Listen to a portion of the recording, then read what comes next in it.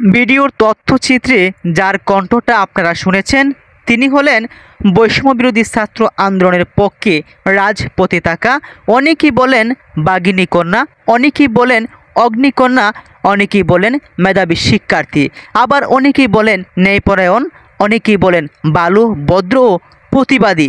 প্রিয় দর্শক শ্রোতা, শুরু থেকেই এই শিক্ষার্থী যত টানা প্রশংসায় ভাসছিলেন তার চেয়ে বেশি সমালোচনায় বর্তমানে। আমি বলতে চাই যে আমি আন্তরিকভাবে দুঃখিত আপনাদের কাছে। সম্প্রতি একটি ভিডিও বার্তা সোশ্যাল মিডিয়া ভাইরাল হয়েছে যে এক শিক্ষার্থী সেনা কর্মকর্তার সঙ্গে অশোভন আচরণ করেছেন এবং তিনি লাইভে এসে ফারজানা স্মৃতি ক্ষমা চেয়েছেন।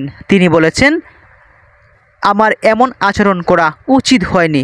এবার সেই ভাইরাল শিক্ষার্থীকে নিয়ে মুখ খুললেন বৈষম্য বিরোধী ছাত্র আন্দোলনের সমন্বয়ক MD Sarjis Alam. Social media সামাজিক যোগাযোগ মাধ্যমে একটি পোস্ট করেছেন। তিনি লিখেছেন, দুর্জন বিদ্বান হলেও পরিত্যাজ্য। আমরা এবং দেশ অশ্লীলতাকে কখনো সাপোর্ট করব না, সেটা হতে পারে আচরণগত বা শারীরিক।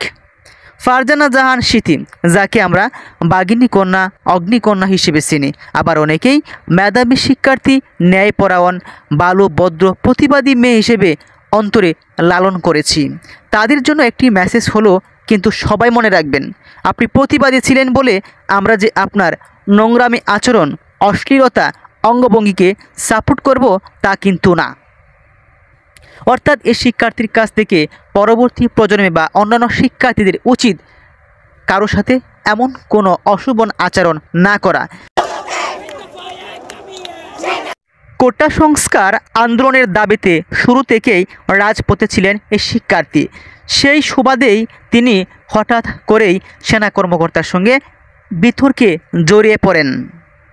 সার্জিস আলম তিনি বলেছেন, এমন আচরণ করা ব্যক্তির কাছে দেশ এবং জাতি নিরাপদ নয়। মনে রাখবেন, নোংরা গোবরের মতো ছুঁড়ে ফেলে দিবে জনগণ। বর্তমান তরুণ প্রজন্মের শিক্ষার্থীরা তারা অনেক মেধাবী এবং সৃজনশীল। তারা ইতিহাস পড়ে না, বরং ইতিহাস তৈরি করে এবং ইতিহাস পড়ে সেগুলোকে বুকে লালন করে, যা বাস্তব প্রমাণ দিয়েছে বৈষম্য বিরোধী ছাত্র আন্দোলনের শিক্ষার্থীরা। সার্জিস আলম তিনি বলেছেন, সে নাকি তার ভুল স্বীকার করে আইডি ডিঅ্যাক্টিভেট করে আবার নতুন একটি পেজও খুলেছে।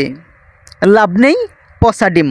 অর্থাৎ সার্জিস আলম তিনি সময়ে সঠিক একটি পোস্ট করলেন এবং সারা বিশ্বকে এমন একটি মেসেজ দিলেন যে বৈষম্য বিরোধী ছাত্র আন্দোলন কোনো অশালীনতা, অশোভন আচরণকে গ্রহণ করে না। তারা চায় রাষ্ট্র সংস্কার করতে, অর্থাৎ যেখানে অন্যায়, যেখানে দুর্নীতি, তার বিরুদ্ধেই রুখে দাঁড়াবে বৈষম্য বিরোধী ছাত্র আন্দোলন। দেশবাসীর কাছে দোয়াও চেয়েছেন সার্জিস আলম।